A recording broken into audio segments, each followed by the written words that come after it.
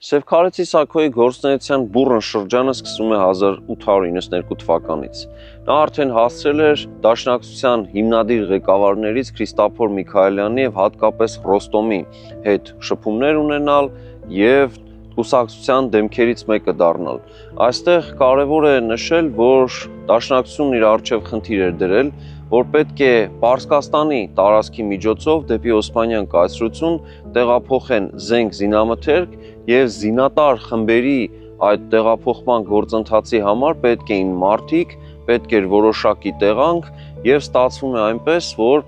այդ զինատար խմբերի համար որպես տարանցիկ կետ ընտրվում է Սալմաստի գավառում գտնվող Դերիկի նշանավոր վանքը, որը առավել հայտնի է Սուրբ Աստվածածնի կամ Սուրբ Աստվածամոր վանք անունով։ Եվ հենց այստեղ էլ նա հաստատվում է, հետաքրքիր է, որ հետագայում իր հուշերի համար, երբ որ նա ներկայացնում էր, թե ինչ ազդեցություն է ունեցել այս շրջանը իր կյանքում, նա նշում է մի կարևոր փաստ ևս, որ իր մանկության բացթողումն էր համարում, որ նա փաստորեն կրթական գործին մեծ կարևորություն ժամանակին չի տվել եւ այստեղ այդ բացը փորձել է լրացնել։ Եվ հայ ազատագրական շարժման մեկ այլ երևելի գործչի իշխանի, այսինքն Հովսե Պարողությանի կնոջ միջոցով նրա շնորհիվ նա